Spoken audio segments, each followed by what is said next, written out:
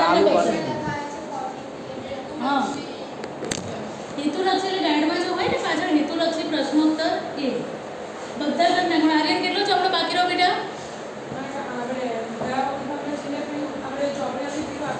હા બાકી બધા પાઠ લખેલા છે પૂરા કમ્પ્લીટ વ્યવસ્થિત. તે તારો નવો ચોપડો છે ને તો તું જૂનો ચોપડો લાવ્યો છો તો જૂનો ચોપડો આને આપી દે.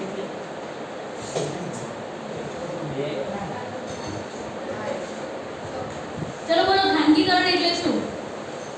જો અત્યારે 16મો પાઠ ચલાવું છું બેટા, હું પહેલેથી જ સમજાવું છું ફરીથી, એટલે તો ધ્યાન રાખજો. મેં થોડોક સમજાવી દીધો તો ગયા વખતે એનું હું પહેલાં ફરીથી સમજાવું છું અને પછી આગળનું નવું સમજાવું છું. હા બોલો ખાનગીકરણ એટલે શું? યાદ છે કોઈને? અરે ઉદારીકરણ, સોરી પહેલો ટોપિક છે ઉદારીકરણ. ઉદારીકરણ એટલે શું યાદ છે કોઈને?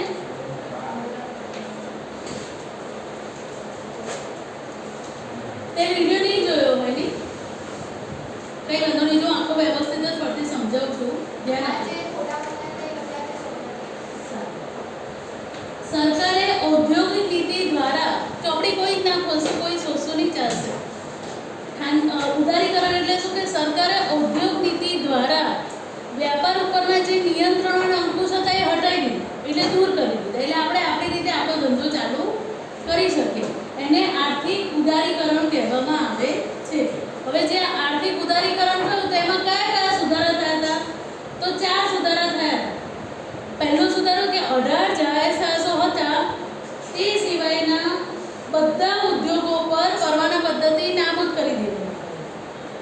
18 જાહેર સાહસો હતા તે સિવાયના બધા ઉદ્યોગો પર પરવાના પદ્ધતિ નાબૂદ કરી દીધી. અણુ, સંરક્ષણ અને રેલવે છે એ 3 જ ગવર્મેન્ટના રહ્યા, બાકી બધા ઉદ્યોગો વેપાર ધંધા માટે ખુલ્લા મૂકી દેવામાં આવે. ઉદ્યોગો માટે ફરજિયાત નોંધણી પ્રથા રદ કરવામાં આવે. ફરજિયાત નોંધણી પ્રથા રદ કરવામાં આવે એટલે શું કે અત્યારે જે તમને ઉદાહરણ આપીને સમજો કે કોરોના જ્યારે આવ્યો ત્યારથી તમે જોજો બધાએ ઘરે ઘરે ટિફિન વ્યવસ્થા ચાલુ કરી દીધી કે નાના મોટા ગૃહ ઉદ્યોગો ચાલુ કરી દીધા. એના માટે નોંધણી કરવી જરૂરી નથી. એટલે પહેલાં જે ફરજિયાત નોંધણી પ્રથા હતી એ નાબૂદ કરી દીધી. સિવાય કે એવો ધંધો કે જેમાં તમે બિલ આપવાના છો. ધારો કે આપણે બજારમાંથી કપડું ખરીદીએ કે કોઈ કપડાં ખરીદવા જઈએ, કાં તો હોટલમાંથી મોટી મોટી રેસ્ટોરન્ટ હોય ત્યાંથી જમવાનું ખરીદીએ લઈએ ઘરે, તો એનું બિલ આપશે. તો એના માટે નોંધણી કરાવવી પડે. કેમ? તો કે જીએસટી નંબર આપણે લેવો પડે. કોઈ પણ નવો ધંધો ચાલુ કરવો હોય કે જેમાં બિલ આપવાનું છે તો તમારે જીએસટી નંબર લેવો પડે. એટલે આપણે કોઈ બી વસ્તુ ખરીદીશું એનાથી અમુક ટકા જીએસટી લગાવશે. જીએસટી એટલે શું? એ ટેક્સ ગવર્મેન્ટને મળશે. એ પૈસા કોને મળશે? ગવર્મેન્ટને. અને ગવર્મેન્ટને એ પૈસા મળશે એ આપણા જ ફાયદા માટે પૈસાનો ઉપયોગ કરવાનો છે. દાખલા તરીકે પહેલાં ટોલ ટેક્સ બધું હતું, અત્યારે છે નથી. અત્યારે તમે કોઈ બી ટોલ ટેક્સ પ્લાઝા પરથી પસાર થાઓ તો તમને પહેલાં ટેક્સના પૈસા લેતા. તમે જોશો તો હજી જૂના બોર્ડ લખેલા જ હશે કે નાની ગાડી હોય તો આટલા રૂપિયા, મોટા ટ્રક હોય તો આટલા રૂપિયા. એ નથી અત્યારે. કેમ? તો આવી રીતે જીએસટી ને બધું લાવી દીધું, એ પૈસાનો ઉપયોગથી એ બધું ચાલે છે. એવી રીતે પછી પ્રદૂષણ ન ફેલાય. કોઈ પણ ધંધો ચાલુ કરીએ એમાંથી પ્રદૂષણ ન ફેલાય અને પર્યાવરણને નુકસાન નથી થતું એ ધંધાથી, તો એ તમે તમારી રીતે ચાલુ કરી શકો. એના માટે ગવર્મેન્ટની પરમિશન લેવાની જરૂર નથી. એટલે 4 સુધારા કરી. આર્થિક ઉદારીકરણ એટલે શું? તો કે સરકારે ઔદ્યોગિક નીતિ દ્વારા ખાનગી ક્ષેત્ર પરના અંકુશો દૂર કરી દીધા, નિયંત્રણો ઘટાડી દીધા અને લોકોને ધંધા કરવા માટે પ્રેર્યા. એને આર્થિક ઉદારીકરણ કહેવામાં આવે છે. એના 4 સુધારા થયા. પહેલું શું હતું? તો કે 18 ઉદ્યોગો જાહેર સાહસો માટે અનામત હતા તે સિવાયના બધા ઉદ્યોગો માટે પરવાના પદ્ધતિ નાબૂદ કરી. રેલવે, અણુ અને સંરક્ષણ સિવાયના તમામ ક્ષેત્રો ખાનગી ક્ષેત્ર માટે ખુલ્લા મૂકવામાં આવ્યા. આ 3 અણુ એટલે આપણે અણુ બોમ્બ નહીં, બધું જેમાં અણુનો ઉપયોગ થાય એ બધું. સંરક્ષણ એટલે દેશની રક્ષા માટે. રેલવે ગવર્મેન્ટ છે, એમાં કોઈની દખલગીરી ના ચાલે. આ 3 વસ્તુ. ઉદ્યોગો માટે ફરજિયાત નોંધણી પ્રથા નાબૂદ કરવાની. અને ચોથું, પ્રદૂષણ ન ફેલાય અને પર્યાવરણ માટે જોખમી ન હોય તેવા ઉદ્યોગો માટે કેન્દ્ર સરકારની પરવાનગી લેવાની પ્રથા નાબૂદ કરવામાં આવી. આ સુધારા કરે આર્થિક ઉદારીકરણ. તો હવે એ આર્થિક ઉદારીકરણ ચાલુ તો તેના લાભો પણ છે અને ગેરલાભ પણ છે. તો હવે એના ફાયદા શું છે? ખાનગી ક્ષેત્રને વિકાસની તકો પ્રાપ્ત થઈ, દરેક પોતાનો ધંધો ચાલુ કરી શકે, એટલે વિકાસની તકો પ્રાપ્ત થઈ અને ઉત્પાદનમાં વધારો થતો. પછી ઉદારીકરણ વિદેશ વ્યાપારને બળ પૂરું પાડે અને વિદેશ વ્યાપારમાં વૃદ્ધિ થઈ. પોતાનો ધંધો ચાલુ કરે અને આપણે એવો બિઝનેસ ચાલુ કરીએ કે જેની વિદેશમાં માંગ હોય તો આપણા વ્યાપારમાં વિદેશ વ્યાપારમાં વૃદ્ધિ થશે એવી રીતે. પછી વિદેશ વ્યાપારમાં વધારો થવાથી વિદેશી ઊંડિયામણમાં અનામતમાં વધારો થયો. વિદેશી ઊંડિયામણ એટલે શું કે કાં તો આપણા દેશની વસ્તુ વિદેશમાં વેચાય અથવા તો વિદેશની વસ્તુ આપણા દેશમાં વેચે, એનાથી જે નાણું પ્રાપ્ત થાય એને વિદેશી ઊંડિયામણ કહેવાય. ઊંડિયામણનો અર્થ એવો થાય કે આપણા દેશમાં વિદેશી વસ્તુ વેચીએ તો આપણને ચાઇનાનું માર્કેટ છે અહીંયા પર રમકડાનું, તો ચાઇનાનો માલ આપણે અહીંયા વેચીએ તો આપણને ચાઇનાના અહીંયા પૈસા મળવાના, એટલે વિદેશી ઊંડિયામણ મળવાનું આપણને. પહેલાં તો એ ઊંડિયામણમાં અનામતમાં વધારો. પછી ઉદારીકરણની પરિણામે દેશમાં આંતરમાળખાકીય સગવડોમાં વધારો થયો. અંદર જે સગવડો પ્રાપ્ત થતી એ વધી ગઈ સગવડો. હવે એના ગેરલાભો પણ છે. સૌથી પહેલાં તો શું ગેરલાભ હોય? ઇજારાશાહીમાં ઘટાડો નતો. ઇજારો એટલે શું ખબર છે? કોઈને ઇજારાનો અર્થ ખબર છે? ઇજારો એટલે શું કે કોઈ અમુક વસ્તુનું ઉત્પાદન કરે એમાં અમુકનો ઇજારો જ હોય, એના સિવાય કોઈ એનું ઉત્પાદન જ ના કરી શકે. પેલા છોકરાઓ મને કીધું કે અત્યારે એમઆઈની માંગ છે ને અત્યારે ટેલિકોમમાં, એટલે એમઆઈનો ઇજારો કહેવાય. એની આગળ બીજું કોઈ ટકી નથી શકતું એને ઇજારો કહેવાય. એટલે ઇજારાશાહીમાં વધારો થયો. પછી આર્થિક અસમાનતામાં વધારો થયો. સીધી વસ્તુ છે ખાનગી ક્ષેત્રમાં મુખ્ય હેતુ શું હોય? ખાનગી ક્ષેત્રનો નફો કમાવાનો. એટલે આર્થિક અસમાનતામાં વધારો થયો. અને નફો કમાવો એટલે તમે કેવી વસ્તુનું ઉત્પાદન કરો? તમે ખેતીનું ઉત્પાદન કરશો નહીં કરો, કારણ કે એમાં આપણને ખબર જ નથી કે નફો મળશે કે નુકસાન થશે. એટલે એ ત્રીજો ગેરફાયદો છે કે ખેતી ક્ષેત્રનું ઉત્પાદન ઘટી ગયું, કોઈ ખેતી ક્ષેત્ર ઝંપલાવવા તૈયાર નથી. અને ચોથું, આયાતો વધી અને નિકાસો ઘટવાથી વિદેશી દેવામાં વધારો થયો. એ તો આપણે આગળના પાઠમાં ભણીએ એ રીતે. આપણે કાચા માલની ને એની નિકાસ કરે છે, ત્યાંથી યંત્ર સામગ્રીને તૈયાર યંત્રોને બધાની આયાત કરીએ છીએ. એટલે સીધી વસ્તુ આપણે નિકાસ ઓછી કરે છે, સામે આયાત વધી જાય છે. નિકાસ એટલે શું? આપણા દેશની વસ્તુઓ બીજા દેશમાં વેચવી એ નિકાસ કહેવાય, અને બીજા દેશની વસ્તુઓ આપણા દેશમાં લાવવી એ આયાત કહેવાય. એટલે નિકાસ ઓછી કરીએ છીએ, આયાત વધારે કરે છે, આપણે વિદેશી દેવું વધી જાય. એટલે એ ગેરલાભ છે. હવે ખાનગીકરણ એટલે શું? ખાનગીકરણ બે રીતે થઈ શકે. ગવર્મેન્ટ આખી એની કંપની કોઈ ખાનગી કંપનીને સોંપી દે, આખો ધંધો, કોઈ ઇન્ટરફિયરન્સ નહીં, કશું જ નહીં. અત્યારે એર ઇન્ડિયા છે, ગવર્મેન્ટની છે એર ઇન્ડિયા પ્લેન, એ અત્યારે નુકસાનમાં છે. ધંધો એનો આમે ફ્લાઇટોનો અત્યારે નુકસાન છે, એ પહેલેથી બી એ નુકસાનમાં જ ચાલતી રહી. એટલે એર ઇન્ડિયાએ આખી ગવર્મેન્ટ કંપની ખાનગી કંપનીને વેચી દેવાની છે, બરાબર? એટલે શું કહેવાય? ખાનગીકરણ કહેવાય કે એર ઇન્ડિયાનું ખાનગીકરણ થઈ જશે. પછી બધું નફો થાય તોય ખાનગી સંભાળે, નુકસાન થાય તોય ખાનગી સંભાળે, એનું સંચાલન વહીવટ ટોટલી બધું ખાનગી કંપની કરે. એક તો એ રીતે ખાનગીકરણ થઈ શકે. બીજું કઈ રીતે ખાનગીકરણ થઈ શકે કે આખું સંચાલન રાજ્ય સરકાર કરે, કોઈ પણ ગવર્મેન્ટ કરે, પણ એનો વહીવટ ખાલી ખાનગી કંપની કરે. સંચાલન રાજ્ય સરકાર કરે અને વહીવટ ખાનગી કંપની કરે. દાખલા તરીકે હમણાં તમે વાંચ્યું હશે કે અદાણીએ 3, 4, 5 એરપોર્ટ લઈ લીધા. એટલે જે ગવર્મેન્ટ એપ્રુવ એટલે સંચાલન ગવર્મેન્ટ, પણ વહીવટ કોણ કરશે? ખાનગી કંપની, એટલે અદાણી કરશે. એવી રીતે અથવા સંચાલન ખાનગી કંપની કરે અને વહીવટ રાજ્ય કોઈ પણ ગવર્મેન્ટ કરે. એટલે બે રીતે ખાનગીકરણ થઈ શકે. એક તો આખી કંપની જ ખાનગી કંપનીને સોંપી દે, બીજું સંચાલન કોઈ પણ રાજ્ય સરકાર કરે, એટલે દરેક રાજ્યની જે સરકારો એ કરે, અને વહીવટ ખાનગી કંપની કરે, અથવા વહીવટ રાજ્ય સરકાર કરે અને સંચાલન ખાનગી કંપની કરે, તો એને પણ ખાનગીકરણ કહેવામાં આવે છે. બે રીતે ખાનગીકરણ થઈ શકે. હવે આ ખાનગીકરણ થાય તો એના લાભો પણ છે અને ગેરલાભ પણ છે. કોઈ પણ વસ્તુ હોય એના પ્લસ માઇનસ બંને પોઈન્ટ હોય. એકલા પ્લસ પોઈન્ટ હોય તો આગળ બીજી શોધવા, જો ઉદારીકરણમાં કોઈ માઇનસ પોઈન્ટ જ ના હોય તે લોકો ખાનગીકરણ લાવતા જ નહીં, બરાબર? એટલે ખાનગીકરણના લાભો શું છે? ઉત્પાદકીય એકમમાં વધારો થાય, મૂડીગત અને વપરાશી વસ્તુઓના ઉત્પાદનમાં વધારો થાય, અને જાહેર ક્ષેત્રની એકમની કાર્યક્ષમતામાં સુધારો થાય. મેં તમને ગઈ વખતે સમજાવ્યું કે જે ગવર્મેન્ટ એપ્રુવ કંપની હોય એ લોકો ગવર્મેન્ટ ઓફિસરનો ટાઈમ શું હોય? 10 થી 6 કે 10 થી 5, બરાબર? એટલો જ ટાઈમ હોય, અને એમાં બી એ લોકો મોડા આવે. પહેલાં ગવર્મેન્ટે કોઈ જ રૂલ નહોતા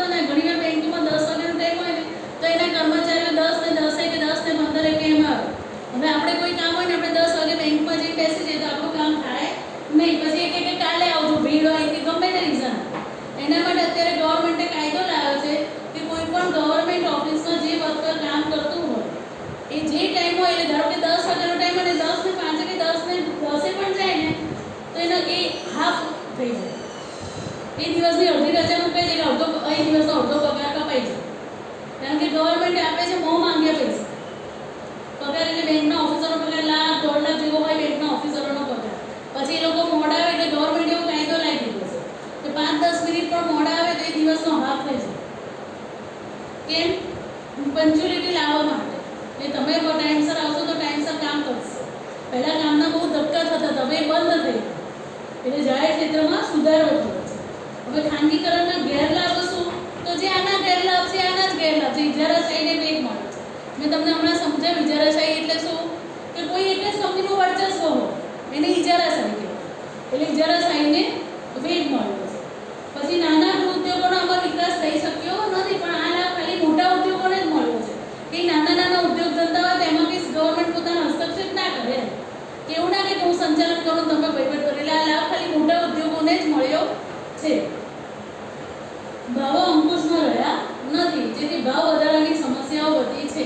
હવે આપણે ત્યાં ગેસની પાઇપલાઇન છે અદાણી, સ્ટાર્ટિંગમાં એવું હતું કે બહુ ઓછા ભાવ હતા એટલે બધાએ પાઇપલાઇન નખાઈ દીધી. હવે એને ભાવ વધારી દીધા. પણ હવે તો ટોટલી વહીવટ અદાણી જ કરે છે. એટલે એમાં ગવર્મેન્ટ નાખું ના મારે તમે કેમ ભાવ વધારે છે, અને આપણને એ વસ્તુ વિના ચાલવાનું નથી. સમજ પડે? એટલે ભાવ પર અંકુશ રહ્યા નથી. હવે વૈશ્વિકીકરણ. વૈશ્વિકીકરણ એટલે શું? બોલો, સમજાયું કઈ વખતે? મેં દેશના અર્થતંત્રને વિશ્વના અર્થતંત્ર સાથે જોડવાની પ્રક્રિયા. કોઈ પણ દેશ બીજા દેશ સાથે ધંધો વેપાર કરે એટલે વૈશ્વિકીકરણ થયું. આ કોઈ પણ દેશને વિશ્વના અર્થતંત્ર, પછી એમાં રશિયા, ચીન, જાપાન ગમે તે દેશના અર્થતંત્રને વિશ્વના અર્થતંત્ર સાથે જોડવાની પ્રક્રિયા એટલે વૈશ્વિકીકરણ. બરાબર?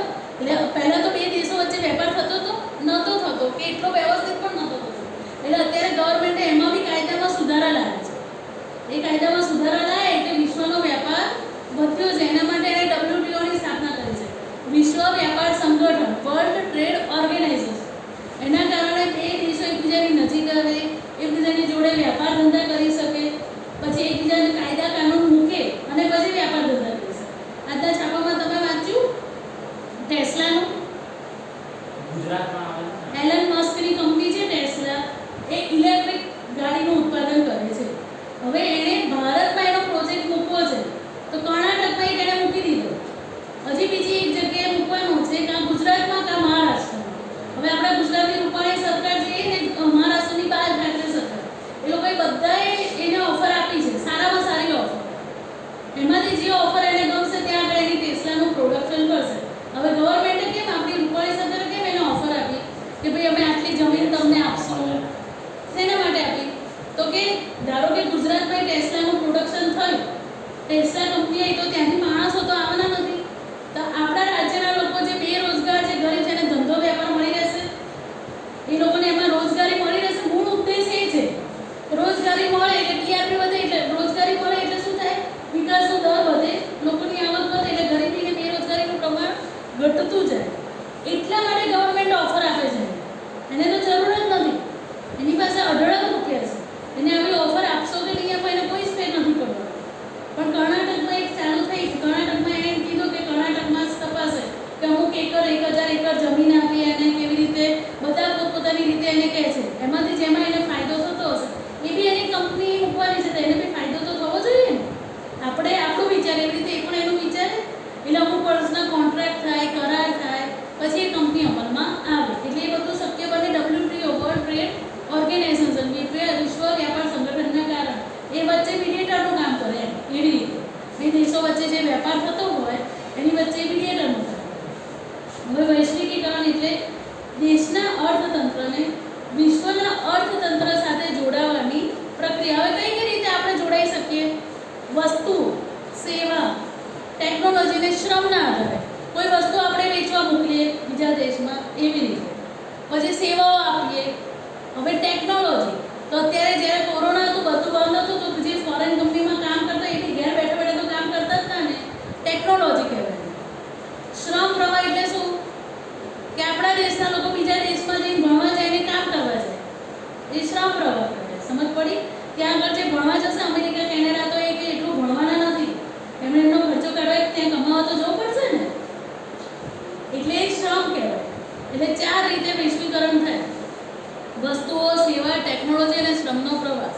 સમજ પડે છે ને કે નથી પડતી? ના પડે ત્યાં કહે છે. એટલે વૈશ્વિકરણના સુધારાઓ શું થયા? તો કે બે દેશો વચ્ચે વ્યાપારના અવરોધો દૂર કરવા. બે દેશો વચ્ચે જે વ્યાપારના અવરોધો હોય એ દૂર કરવા, કે કોઈક નાનો મોટા કારણસર વ્યાપાર ના થતો હોય તે દૂર કરવો. પછી એવી પરિસ્થિતિનું નિર્માણ કરવું કે બે દેશો વચ્ચે મૂડીની હેરફેર સરળતાથી થઈ શકે. તમે અહીંથી અમેરિકા જાઓ તો તમારા રૂપિયા લઈને જશો, શું લઈને જશો? ડોલર લઈને જશો. તે ડોલર અહીંયા આગળ ઉપલબ્ધ હોય તો જ તમે ડોલર લઈ શકો ને. એટલે એને અલગ અલગ સંસ્થાઓ છે કે તમે ત્યાં તમારા રૂપિયા લઈને જાઓ ને તે તમને ડોલર આપી દે. એટલે તમારે એ ડોલર લીધો એટલે મૂડીની હેરફેર સરળતાથી થઈ શકે. ટેકનોલોજીની હેરફેરના અવરોધો દૂર કરો. પહેલાં ખાલી આપણે આપણા દેશ સાથે જ વેપાર ધંધો કરી શકતા હતા, પણ હવે ધીરે ધીરે અવરોધો દૂર થઈ ગયા. એટલે વિદેશી લોકો અહીંથી બેઠા બેઠા પણ વિદેશી કંપનીઓ નોકરી કરે છે, ભલે ફોરેન નથી જતા, પણ કોમ્પ્યુટર દ્વારા, ટેકનોલોજી દ્વારા. વિશ્વના જુદા જુદા દેશો વચ્ચે શ્રમની હેરફેર મુક્ત રીતે કરવી. શ્રમની હેરફેર એટલે અહીંથી લોકો પૈસા કમાવા માટે જાય, ઈરાન, ઈરાક, કુવૈત બધે જોજો તમે પૈસા કમાવા માટે લગભગ ત્યાં બધી ઇન્ડિયન પબ્લિક જ હોય, પૈસા કમાવા માટે જતા. હવે વૈશ્વિકરણની અસરો, તો અસરોમાં લાભ પણ આવી જાય અને ગેરલાભ પણ આવી જાય. તમને એવું થાય કે વૈશ્વિકરણની અસરો સમજાવો, તેમાં તમારે લાભ પણ આવી જાય અને ગેરલાભ પણ આવી જાય. બંને લાભ શું? તો કે મૂડીરોકાણને પ્રોત્સાહન મળે છે. વિકસિત દેશોમાં ઉત્પન્ન થતી વસ્તુઓ સરળતાથી મળી રહે છે. ત્યાં આગળ બ્લેક ફ્રાઈડે હોય તો અમેરિકામાં બ્લેક ફ્રાઈડે એ દિવસે શું હોય કે જેટલી બી ઇલેક્ટ્રોનિક્સ આઇટમ હોય એ બધી 50% હોય. તમારા ભાઈ બહેન કે તમારા કોઈ બી સગાવાલા ત્યાં રહેતા હોય તો એ લોકોનો પહેલો ફોન આવે કે ભાઈ બ્લેક ફ્રાઈડે છે, તમારે કંઈ ખરીદી કરવાની છે. એટલે બધા લોકો ફોન મંગાવે તો ત્યાંથી એપલનો A11 Pro કે ગમે તો હોય, અહીં જેનો ભાવ હોય એના અડધા ભાવે ત્યાંથી તમને મળી જાય. એવી રીતે અને $10થી ઓછી વસ્તુની જે કિંમત હોય તો બધી લોકો ફ્રી જ આપે. એટલે શું કે વસ્તુઓની સરળતાથી હેરફેર થઈ શકે. અને વિકસનશીલ દેશો આંતરરાષ્ટ્રીય હરીફાઈમાં ટકી રહેવાની શક્તિ પ્રાપ્ત કરે છે. હવે ભારત અંદર જ વેપાર કરે તો આપણે એટલો વિકાસ થાય ના. આપણે બીજા દેશ સાથે વેપાર કરીએ, ભલે આપણે વિકાસશીલ દેશ છે, પણ આપણે બીજા દેશ સાથે જ્યારે વેપાર કરીએ તો આપણે આંતરરાષ્ટ્રીય હરીફાઈમાં ટકી રહીએ. બધા દેશોની વચ્ચે આપણું પણ એક સ્થાન આવે, મિત્ર આપણું સ્થાન ના આવે. હવે એના ગેરલાભ શું? તો કે ગરીબી અને બેરોજગારીની સમસ્યા હલ કરવામાં સફળતા મળી નથી. એટલે જે ગરીબ છે હજી ગરીબ જ રહ્યો છે, જે બેરોજગાર છે એને રોજગારી મળી નથી. પછી નિકાસ વૃદ્ધિ દ્વારા જે લાભો પ્રાપ્ત થવા જોઈએ તે મળ્યા નથી. કેમ નથી મળ્યા? આપણને ગયા પાઠમાં આપણે ભણ્યા. હા, કારણ કે આપણે નિકાસનો દર ઓછો છે અને આયાતનો દર વધારે છે. એટલે આપણે વિકસિત દેશો કે માનવું જ પડે છે એટલા માટે, કારણ કે આપણે વિકાસશીલ દેશ છીએ. અને લાભ આ બધામાં છે, લાભ મોટા ઉદ્યોગોને મળે છે અને નાના ઉદ્યોગોને લાભ ઓછો મળ્યો છે. હવે વિશ્વ વ્યાપાર સંગઠન, વર્લ્ડ ટ્રેડ ઓર્ગેનાઇઝેશન, એમાં હું જે બોલું એની નીચે અંડરલાઈન કરીને અમે મોસ્ટ આઈએમપી છે. WTO વર્લ્ડ ટ્રેડ ઓર્ગેનાઇઝેશન સંસ્થાની સંગઠન ક્યારે શરૂ કરવામાં આવ્યું હતું? 1 જાન્યુઆરી 1900 પાના નંબર 129. એ ખાસ પૂછાય જ છે.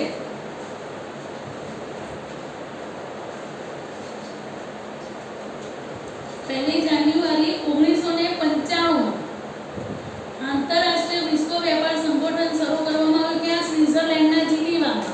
1 જાન્યુઆરી 1995 સ્વિટ્ઝરલેન્ડના જીનીવા ખાતે WTOની સ્થાપના કરવામાં આવી. વર્લ્ડ ટ્રેડ ઓર્ગેનાઇઝેશન, વિશ્વ વ્યાપાર સંગઠન. હવે એના ધ્યેયો શું હતા? મેં તમને આગળ સમજાવ્યું કે વિશ્વના દેશો વચ્ચે, વાંચો ને કોઈ બેટા, એટલે હું જોડે સમજાવું કે જો વાંચો. વિશ્વના દેશો વચ્ચે વ્યાપારના અવરોધો દૂર કરવા. બેટા ચોપડી ખોલી કાઢો. આગળ આપણે વાંચી દઉં. વિદેશ વ્યાપાર માટે દેશના ઉદ્યોગોને આપવામાં આવતું સંરક્ષણ દૂર કરવું. વૈશ્વિક વ્યાપાર નીતિ અને આર્થિક નીતિઓ સાથે સંકલન સાધવું. વિશ્વમાં ઉદ્ભવતા વ્યાપારી ઝઘડાઓનું નિવારણ કરવું. બસ જો હવે કઈ ધ્યેયો હતા? તો તે વિશ્વના દેશ વચ્ચેના વ્યાપારના અવરોધો. આનો મુખ્ય ઉદ્દેશ શું હતો વર્લ્ડ WTO સ્થાપવાનો? તો તે વિશ્વના બીજા દેશો સાથે જે વ્યાપારી અવરોધો હતા એ દૂર કરવા. પછી વિશ્વ વ્યાપાર માટે દેશના ઉદ્યોગોને આપવામાં આવતું સંરક્ષણ દૂર કરવા. એટલે દેશના ઉદ્યોગોને જે સંરક્ષણ આપતા હતા એ દૂર કરી દીધું. તો જ દેશના ઉદ્યોગ બીજા દેશમાં પોતાનું સ્થાન પ્રાપ્ત કરી શકે. પછી વૈશ્વિક વ્યાપાર નીતિ અને આર્થિક નીતિઓ સાથે સંકલન સાધવું. હવે વ્યાપાર નીતિ અને આર્થિક નીતિ સાથે ધારો કે ચાઇનાનો માલ અહીંયા આગળ વેચાવા આવે રમકડાને, પણ એમાંથી આપણને કંઈ રૂપિયા જ ના મળતા અને ચાઇનાનો માલ જ એટલો બધો મોંઘો હોય તો કોઈ વિદેશ વેપાર થઈ શકે? ના થઈ શકે. એટલે વ્યાપાર નીતિ અને આર્થિક નીતિ સાથે સંકલન સાથે કે જેથી કરીને આપણને બી ફાયદો થાય ને એને પણ ફાયદો થાય. ભલે આપણને ખબર છે કે વિકસિત દેશનો ફાયદો વધારે જ થવાનો છે. અને વિશ્વમાં ઉદ્ભવતા વ્યાપારી ઝઘડાઓનું નિવારણ લાવો. એ આપણે બે ઘરમાં બી બે વ્યક્તિ ઝઘડાઈને રહી શકે છે? કાં તો એક દેશનો બીજા દેશ સાથેનો વેપાર છે તો કે જરૂરી થોડું છે કંઈક નાના મોટા બનાવ કે ઝઘડા તો થાય જ ને. હવે આજના છાપા કહો છો કે અમેરિકાએ, મેં પૂરું નથી વાંચ્યું પણ એવું કંઈક છે કે કાશ્મીરમાં જે 370ની કલમ લાવી તો અમેરિકાવાળાએ કંઈક કીધું છે કે ભાઈ તમે આ કલમ જે લાવ્યા છે કંઈક નાબૂદ કરો અથવા તો ફેરફાર કરો તો અમે તમારી સાથે વેપાર કરીએ. તો આપણી ગવર્મેન્ટે ના પાડ્યું કે એ કલમ નાબૂદ થશે નહીં એમ. એટલે આવા જે નાના મોટા ઝઘડા હોય એનું નિવારણ WTO. ધંધો વ્યવસાય બંધ ના થઈ જાય. પેલા લોકો કે અમને આટલા ટકા આપો કે આટલા ટકા આપો, તેમાં કંઈક બંધ છોડ કરે પણ એ બંધ ના થાય એનું કામ છે. હવે કાર્ય વાંચો બેટા. બહુરાષ્ટ્રીય વ્યાપાર અને તેને લગતા કરારો માટે જરૂરી માળખું ઊભું કરી કરારોનો અમલ કરો. બસ એક મિનિટ. જો બહુરાષ્ટ્રીય વેપાર એટલે જ્યારે બીજા દેશ સાથે વેપાર કરવાનો હોય, આપણે ધારો કે બે ભાઈઓ બી ભાગીદારીમાં ધંધો કરે તો બી કરાર હોય, લેખિત કોન્ટ્રાક્ટ હોય.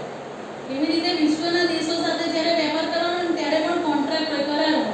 હવે ધારો કે ટેસ્લા કંપની અહીંયા આગળ ભારતમાં ગમે ત્યાં આવશે વેપાર કરવા, તે બે જણ વચ્ચે રાજ્ય અને મસ્ક વચ્ચે કરાર થશે. હવે કરાર જો એવી જરૂર નથી કે એની ઇલેક્ટ્રિક કંપની અહીંયા એને ફાયદો જ થવાનો છે, એને નુકસાન નહીં થઈ શકે. નેનો પ્રોજેક્ટ આવ્યો તો સ્ટાર્ટિંગમાં એવું લાગ્યું કે નેનો સફળ થયો પણ પછી પાછળથી નેનોને નુકસાન થયું. પણ એ લોકોએ કોન્ટ્રાક્ટ કર્યો કે આટલા વર્ષ સુધી તો તમારે એની ખસવાનું જ નથી. ધારો કે આપણા રાજ્યમાં આવે તો આપણા રાજ્યવાળા એની જોડે કોન્ટ્રાક્ટ કરે કે ભાઈ આટલા વર્ષ સુધી 5 વર્ષ સુધી તો તમારે અહીંયા આગળ બિઝનેસ કરવો જ પડશે. શું કારણ? ધંધો ચાલે કે ના ચાલે તો જ એ રાજ્યના લોકોને રોજગારી મળી હશે ને, તો બેરોજગારીનું પ્રમાણ, ગરીબીનું પ્રમાણ ઘટી શકશે. આ બધા કરાર હોય ને કરાર લેખિતમાં હોય, એને ઉપર સહી સિક્કા ને બધું થાય, સ્ટેમ્પ લાગે, પછી જ એનો અમલ થાય. વાંચ બેટા. વિશ્વ વ્યાપાર સંગઠન બહુરાષ્ટ્રીય વ્યાપાર માટે કરેલ ચર્ચા વિચારણા અને વાટાઘાટો માટે ફોરમ તરીકે કામગીરી બજાવે છે. બે દેશો વચ્ચે જે ચર્ચા વિચારણા થાય એના માટે વચ્ચે મીડિયેટર મેં નાખ્યું કે એની કામગીરી કરે. વાંચ. WTO એક ભેદભાવની આંતરરાષ્ટ્રીય વ્યાપારને પ્રોત્સાહન પૂરું પાડે છે. એટલે ભેદભાવ વગર આંતરરાષ્ટ્રીય વેપારને પ્રોત્સાહન. જુદા જુદા દેશો જે પોતાની રાષ્ટ્રીય નીતિને અનુસરતા હોય તેનું અવલોકન કરે છે અને જરૂરી સુધારા વધારા સૂચવે છે. હવે દરેક દેશની પોતાની નીતિઓ હોય. જો એ જ નીતિ પર આપણે અક્કડ રહે કે ભાઈ અમારે તો આ જ નીતિથી કામ કરવું છે તો એ પોસિબલ થાય નહીં. એટલે એમાં સુધારા વધારા કરવાનું કામ WTO કરે કે જે બંનેને અનુકૂળ હોય, સામેવાળી વ્યક્તિને બી નુકસાન ન થાય ને આપણને બી નુકસાન ન થાય. એવી રીતે વાંચો. વાંચ બેટા, તું વાંચ. ભારતીય કારણ અસર. આ સંસ્થાની સ્થાપના સમયથી ભારતના સંસ્થાની સભ્ય છે. આથી ભારત પર આ સંસ્થાનું કેવો પ્રભાવ રહેશે અથવા ભારતને કેવા પ્રકારના લાભો મળશે તેની ચર્ચા નીચે મુજબ છે. તેમ વિશ્વ વેપારમાં ભારતનો હિસ્સો 0.5% હતો. આંતરરાષ્ટ્રીય વેપારમાં વધારો થવાથી આર્થિક નિકાસોમાં જીડીપી વધારો થયો અને તેના પરિણામે વિશ્વ વેપારમાં ભારતનો હિસ્સો ધીમે ધીમે 1%થી વધુ થયો છે. WTOના સભ્યપદે રહેવાથી આપણી તૈયારી વસ્તુઓની નિકાસમાં વધારો થશે. ત્રીજું, WTOના સભ્ય થવાથી ભારત પોતાની પેદાશોની નિકાસોમાં વૃદ્ધિ કરી શકે છે. ચોથું,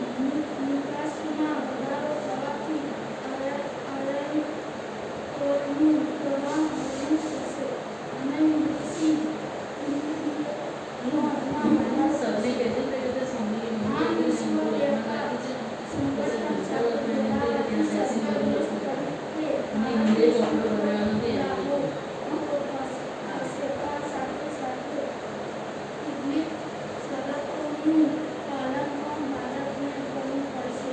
ખાસ કરીને ભારત પોતાના અંતરમાં સ્થાયી સગવડો કેટલી ઝડપથી વધારે છે અને વિકસિત દેશો ભારત સાથે કેટલે અંશે સહકારથી વર્તે છે. આ બાબત તેના પર આધારિત છે. હા, જો હવે આજે WTOની સ્થાપના થઈ એની ભારતીય અર્થતંત્ર પર શું અસર થઈ, તો એનાથી ભારતને તો ફાયદો થયો છે કે વિશ્વ વ્યાપારમાં પહેલાં ભારતનો હિસ્સો 0.5% હતો, એ વધીને 1% થયો. હવે એ હિસ્સો ક્યારે વધે, તો આપણે નિકાસ કરીએ ત્યારે આપણે અહીંથી વસ્તુ મોકલીએ તો આપણો વિશ્વ વ્યાપારમાં હિસ્સો વધે, આપણી આવક વધશે, એટલે વિશ્વ વ્યાપારમાં હિસ્સો વધશે. એટલે પહેલાં ભારતનો હિસ્સો કેટલો હતો, 0.5%. જે નિકાસની વૃદ્ધિ થવાને કારણે વિશ્વ વ્યાપારમાં ભારતનો હિસ્સો વધીને 1% થયો છે. પછી બીજું કયું, તૈયાર વસ્ત્રોની નિકાસ હતી. અહીંથી આપણે તૈયાર કરેલા વસ્ત્રોની નિકાસ ત્યાં વધી, મોકલવાનું વધી ગયું. પછી ખેત પેદાશોની નિકાસમાં વૃદ્ધિ થશે. અને ચોથું, આપણી નિકાસ વધે તો ઓટોમેટિક આયાત ઘટી જાય, નિકાસ વધે તો આયાતનું પ્રમાણ ઘટી જાય, એટલે આયાતનું દબાણ હળવું થશે અને વિદેશી મૂલ્યમાનમાં વધારો થશે. આપણને વિદેશી નાણું તો વધારે થશે ને, આપણા દેશની વસ્તુ બીજા દેશમાં આપણે મોકલીશું તો આપણને કન્વર્ટ થઈને જવાના એ પૈસા આપણી પાસે, એટલે આપણી આવકમાં તો વધારો થવાનો ને, એટલે વિદેશી મૂલ્યમાનમાં વધારો થશે. જીનલ બેટા તને ક્યાં બી સમજ ના પડે તું તરત કહેજે, કારણ કે તારા એક્સપ્રેશન પરથી મને ખ્યાલ નથી આવતો તને સમજ પડે કે ના પડે. તને જ્યાં બી સમજ ના પડે ત્યાં કહેજો, હું ફરીથી સમજાવીશ. બોલો ચલો, ભારતીય અર્થતંત્ર પર WTOની શું અસર થઈ? આ બધી 4 સારી અસરો થઈ. કોણ? આપણે એ લોકોની શરતો તો માનવી જ પડે છે. તો ખબર પડી, આપણે એની શરતોને આધીન થઈને જ કાર્ય કરે છે. એટલે પહેલાં છે વિશ્વ વ્યાપારમાં ભારતનો હિસ્સો 0.5% હતો, તે નિકાસોમાં જંગી વધારો થવાથી વિશ્વ વ્યાપારમાં હિસ્સો વધીને 1% થયો. તૈયાર વસ્ત્રોની નિકાસમાં વધારો થશે, ખેત પેદાશોની નિકાસમાં વધારો થશે. નિકાસોનો દર વધવાથી આયાતનું દબાણ હળવું થશે અને વિદેશી મૂલ્યમાનમાં વધારો થશે. હવે આગળનો જે ટોપિક છે ટકાઉ વિકાસ, ત્યાં પણ મોસ્ટ ટાઈમથી લખી કાઢો. આગળનો ટોપિક છે બેટા ટકાઉ વિકાસ, ત્યાં મોસ્ટ ટાઈમથી લખી કાઢો, બોર્ડમાં પૂછાય છે.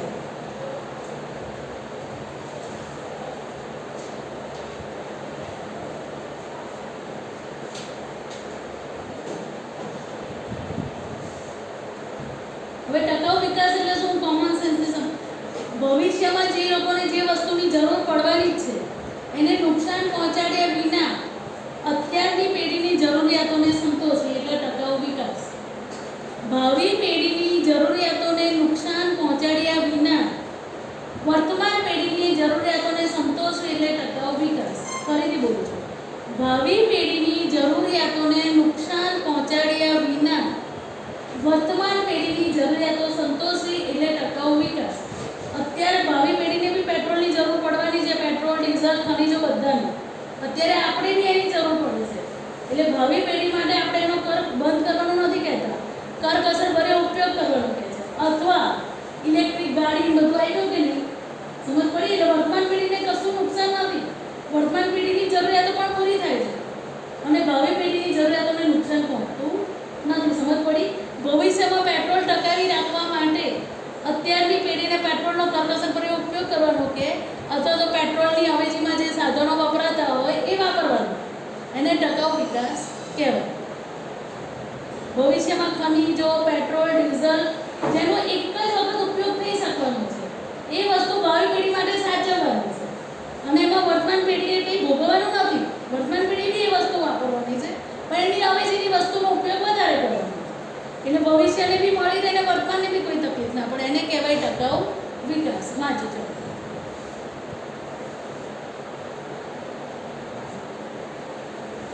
ટકાઉ વિકાસ હા, ટકાઉ વિકાસની વ્યાખ્યા મુજબ ભાવિ પેઢીની જરૂરિયાતો પૂરી પાડવાની ક્ષમતાને નુકસાન પહોંચાડ્યા સિવાય વર્તમાન પેઢીની જરૂરિયાતો સંતોષવી. આમ ટકાઉ વિકાસમાં પર્યાવરણીય સંસાધનોની કાયમી જાળવણી પર ભાર મુકાયો છે. માનવ સૃષ્ટિની આસપાસ કુદરત અને માનવ સર્જિત આવરણ એટલે કે પર્યાવરણ પર પડેલી ગંભીર અસરોના કારણે ટકાઉ વિકાસનો ખ્યાલ વિકસ્યો છે.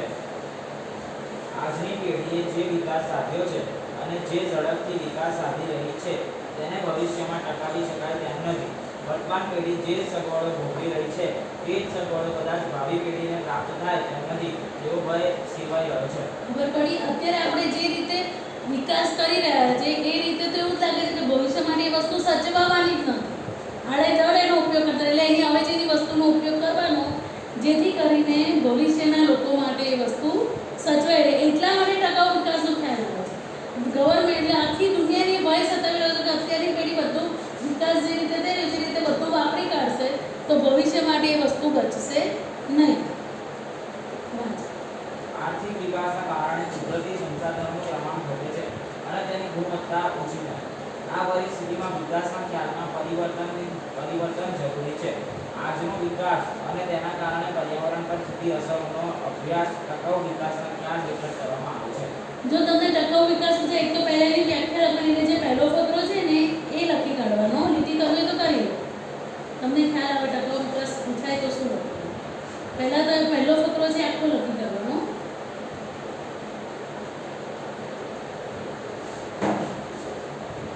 પછી બીજો છે ને આજની પેઢીએ જે વિકાસ સાધ્યો છે બીજા ફકરામાં છે ને એ ક્યાંથી સારું કરીને એ આખું બધી લીટી એ લખી કાઢવાની. આજની પેઢીએ જે વિકાસ સાધ્યો છે ને જે ઝડપથી વિકાસ સાધી રહી છે તેનો ભવિષ્ય ટકી શકે તેમ નથી. અને પછીની જે લીટી છે હવે આ ટકાઉ વિકાસ છે એના માટે આપણે કઈ વ્યૂહરચના છે કે જેથી કરીને ટકાઉ વિકાસની નીતિ અપનાવી શકાય. વાંચી તો વાંચ બેટા સોરી. પ્રાકૃતિક સાધનોના સંરક્ષણ તેમના સંવર્ધન માટે નીચેની વ્યૂહરચના અપનાવી જોઈએ. પુનઃઉપયોગમાં લઈ શકાય તેવા પ્રાકૃતિક સાધનો જેવા કે ખેતીલાયક જમીન, જંગલો, જળ સંપત્તિ વગેરેનો ઉપયોગ તેમની ગુણવત્તા જળવાઈ રહે તે રીતે કરવો અને જે પ્રાકૃતિક સાધનો એક જ વખત ઉપયોગમાં લઈ શકાય તેવા છે જેવા કે કોલસો, પેટ્રોલિયમ, ખનિજો વગેરે કાળજીપૂર્વક ઉપયોગ કરવો. જો પુનઃપ્રાપ્ય અને પુનઃપ્રાપ્ય જે સ્ત્રોતો આપણે પુનઃ ઉપયોગમાં લઈ શકો ને તેનો તમે ગમે તે રીતે ઉપયોગ કરો. ફરી તેનો ખેતીલાયક જમીન છે તો તમે એકવાર એનો પાક ઉગાડી દેશો પછી જમીન નકામી તો નથી જવાની, તમે બીજો પાક ઉગાડી શકવાનો છે. જંગલો છે અને જળ સંપત્તિ છે. પાણી વાપરશો પણ વરસાદ પડશે તો પછી પાછું પાણી મળી જશે. એટલે એનો તમારે જે રીતે ઉપયોગ કરવો એ રીતે કરો, ગુણવત્તા જળવાઈ રહે તે રીતે. પણ જે પ્રાકૃતિક સાધન એટલે ખનિજ, પેટ્રોલ, કોલસો જે એકવાર ઉપયોગમાં લઈએ પછી ફરીથી ઉપયોગમાં લઈ શકાતા નથી તેનો કરકસરપૂર્વક ઉપયોગ કરવો જોઈએ. વાંચો બીજું. વાહન વ્યવહાર ખર્ચ ઓછો થાય તે રીતે ઉદ્યોગોનું સંસ્થાન નક્કી કરવું અને વાહનોમાં અને ઉદ્યોગોમાં પર્યાવરણ મિત્ર ટેકનોલોજીનો ઉપયોગ વધે તેવા પ્રયાસો હાથ ધરવા. હવે વાહન વ્યવહાર ખર્ચ ઓછું થાય એટલે બને ત્યાં સુધી પ્રોડક્શન જે કંપની એવી જગ્યાએ રાખવી કે જેથી કરીને ડિસ્ટન્સ ઓછું હોય. ત્યાં અમેરિકામાં બધા ફોરેન કન્ટ્રીમાં તો શું કરે કદાચ એ લોકોને એક જગ્યાએથી બીજી જગ્યાએ જવું હોય તો તમે જો બે ભાઈઓ તો જોડે જતા હશો તો બી અલગ અલગ વ્હીકલ લઈ જશે. ત્યાં તો અનનોન પર્સન ને ધારો કે હું ગાડી લઈને ગઈ ત્યાંથી તો રસ્તામાં જોઉં કે જે બી લોકો ઊભું હોય ને એ લોકોને બધામાં ગાડીમાં બેસાડી દે, પૈસા નહીં લેવા. એપ્લિકેશન આ લો. હા, ત્યાં એ લોકો ગાડીમાં બેસાડી દેવાના એટલે પેટ્રોલ બચી ગયું. જવાનું છે બધાને એક જ જગ્યાએ, અલગ અલગ જગ્યાએથી જવાનું છે. એટલે જે સૌથી લાસ્ટ હોય એપ્લિકેશન નાખેલી હોય અંદર એ રીતે બધા જે ડન થાય એ રીતે બધા એમાં બેસતા જાય. એટલે એને તો પૈસા મળે ને, પેટ્રોલનો ખર્ચો અડધો થઈ ગયો, પેટ્રોલનો બચાવ થઈ ગયો. એટલે પર્યાવરણ મિત્ર ટેકનોલોજી. પછી જે સાધનો એકથી વધુ ઉપયોગમાં લઈ શકાય તેવા હોય એમાં કે જેવા કે જુદી જુદી સિંચાઈ યોજનાઓના એકથી વધારે ઉપયોગ. સિંચાઈ યોજનાના અલગ અલગ ઉપયોગ થાય. વીજળીનું ઉત્પાદન કરવા માટે થાય સિંચાઈનો ઉપયોગ, પૂર નિયંત્રણ માટે થાય, એક સ્થળે બીજા સ્થળે જવા માટે થાય. બરાબર? એટલે એનો એવી રીતે ઉપયોગ કરવો જોઈએ. પ્રાકૃતિક સાધનોનો દુરુપયોગ ન થાય. ઔદ્યોગિક કચરાનો બિન આયોજિત નિકાલ, ઝેરી રસાયણો, વધતા જતા ગંદા વસવાટો અટકાવવા પર નિયંત્રણ મૂકવા. પહેલાં કોઈ ફેક્ટરી કે કારખાનાનો ગંદો કચરો હોય ને એ નજીકમાં કોઈ નદી કે એમ હોય ને એમાં વેવડાવી દેતા. ત્યારે ગવર્મેન્ટ કશું કરતી નથી. હવે અત્યારે ગવર્મેન્ટ એટલું બધું સ્ટ્રિક્ટ થઈ ગઈ છે કે ભૂલથી પણ એ રાસાયણિક ગંદો કચરો ગયો નદીમાં તો ગવર્મેન્ટ તરત જ એની પર બંધ જ કરાવી દેશે ફેક્ટરી, લાયસન્સ જ એનું રદ કરી દેશે. એટલી સ્ટ્રિક્ટ થઈ છે ગવર્મેન્ટ. કેમ? તો કે ગંદકી ના ફેલાય, પ્રદૂષણ ના થાય તેના માટે. પછી અત્યારે તમે જોજો ઘેર ઘેર સોલર પેનલ, જે નવા ફ્લેટ ને સોસાયટી બનશે ને તો ઉપર સોલર પેનલ આવી દેશે. સોલર પેનલ એટલે શું?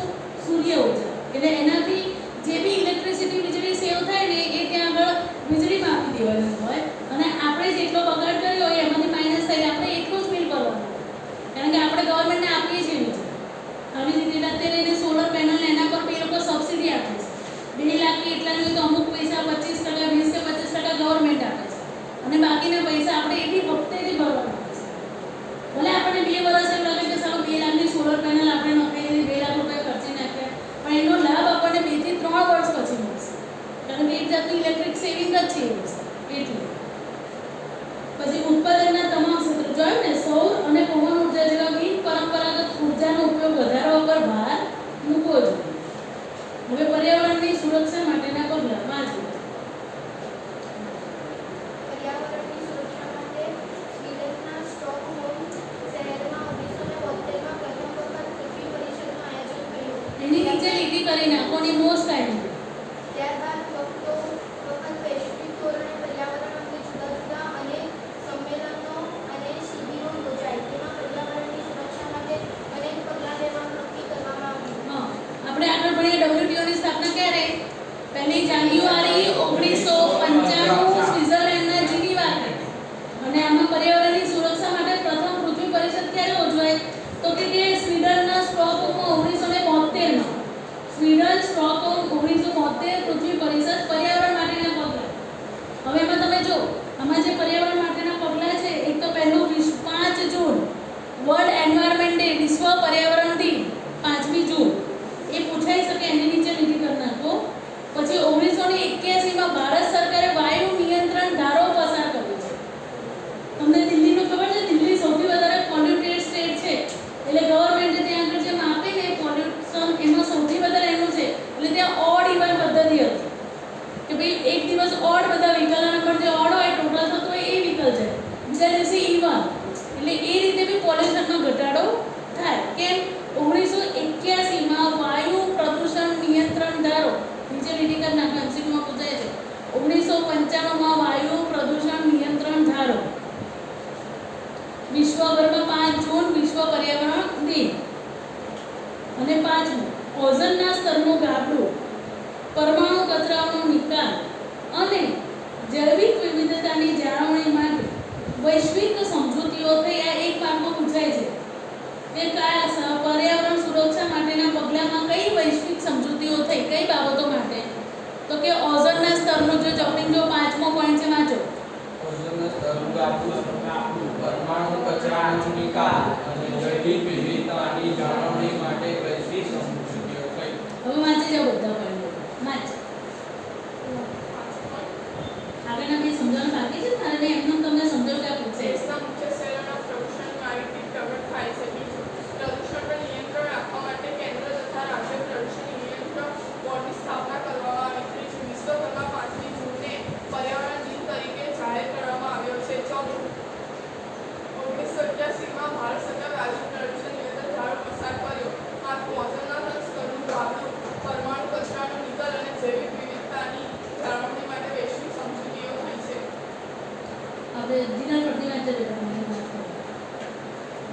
પહેલેથી વાંચી જાય પર્યાવરણ સુરક્ષા માટે. પર્યાવરણની સુરક્ષા માટે સ્વીડનના સ્ટોકહોમ શહેરમાં 1972માં પ્રથમ વખત પૃથ્વી પરિષદનું આયોજન થયું. ત્યારબાદ પ્રથમ વખત વૈશ્વિક ધોરણે પર્યાવરણથી જુદા જુદા અનેક સંમેલનો અને શિબિરો યોજાઈ. તેમાં પર્યાવરણની સુરક્ષા માટે અનેક પગલાં લેવાનું નક્કી કરવામાં આવ્યું. ભારત પણ આ વૈશ્વિક પ્રયાસોમાં સામેલ છે. રાષ્ટ્રીય સ્તરે પર્યાવરણ જાગૃતિ માટે સરકાર વિવિધ પ્રયાસો કરી રહી છે, જેમ કે દેશના મુખ્ય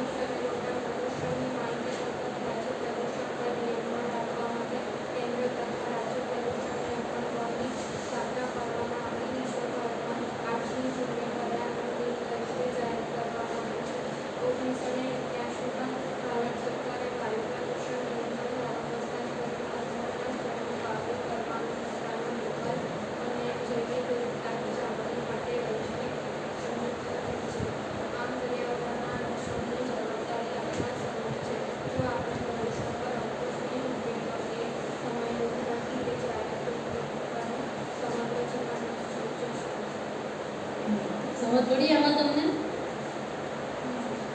સમજ પડી બેટા કે ફરીથી સમજાવું? હવે મેં પેલા લોકોને સવાલો લખાયા છે એનો જ ફોટો મોકલી દઉં કે તમને લોકોને ફરીથી સવાલો લખાવું? ફોટો મોકલી દો. તમે લોકો લખી કાઢશો ને હું જવાબોના બી ફોટા જોડે મોકલી દઉં છું, કારણ કે અમુક સવાલો નવા છે એટલે હું તમને એ લોકોને ફોન કરીને કહી દઉં તો સવાલના ફોટા મોકલી દેશે એટલે હું જવાબના ફોટા મોકલી દઈશ. સોમવારે 15મા અને 16મા પાઠ આખો જ કરી નાખજો. તમે બધું જ કરી નાખજો. જો ઓનલાઈન હશે તો મોટું પૂછીશ, ઓફલાઈન હશે તો નાનું પૂછીશ, એટલે બંને જ કરી નાખજો. હા ને? 15મા પાઠ તો ગઈ વખતે તમે પરીક્ષા આપી તમને મોઢે હશે. 16મો પાઠ મેં ગઈ અત્યારે ફરીથી સમજાવ્યો એટલે 16મો પાઠ તો તમને અહીંયા જ મોઢે થઈ જવો જોઈએ.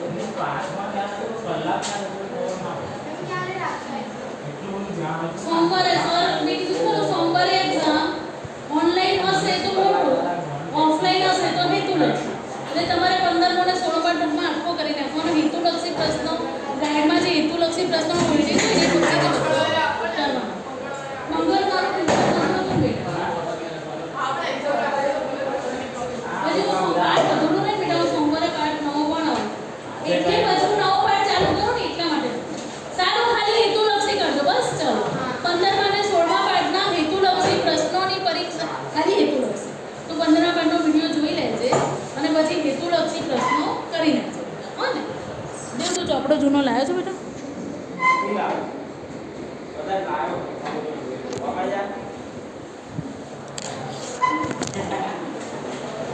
હવે હું એક 10મો પાઠ ચલાવીશ પછી આપણે પાછું ફરીથી રિવિઝન ચાલુ કરી દઈશું. બરાબર? એટલે પહેલી પરીક્ષાનો કોર્સ તમારો પતી જશે. હું 10મો સિવાય કે હવે તમારા આગળનો કોર્સ છે કે નહીં મને ખબર નથી. શું સ્કૂલમાં પૂછી લેશે? એવું નહીં કે સર ગઈ વખતે બોર્ડમાં જે પાઠ કપાયા હતા એ આ વખતે છે કે નથી? તારે લેક્ચર હોય ને ત્યારે તું લેક્ચરમાં પૂછી લેશે ને એ વસ્તુ. ના, કપાયેલા મેં નથી કરાયા હજી એટલે મેં ત્રીજો નથી કરાયો. પણ એક વાર પૂછી લેશે કે બોર્ડમાં નતા તો આ વખતે છે કે નથી. ભલે કદાચ એ લોકો આ પરીક્ષા ના પૂછે. ના, એ ગવર્મેન્ટ જાહેર કરી જ દે. 4 મહિના તો થઈ ગયા તમારા 10મું ધોરણ ચાલુ છે. બંધ કરવાનું મેં કર્યું બેટા. ચાલુ જ હજી ક્યાં ચાલુ? બંધ છે. ચાલુ જો એ સેકન્ડ ચાલુ છે. એટલે બંધ કર.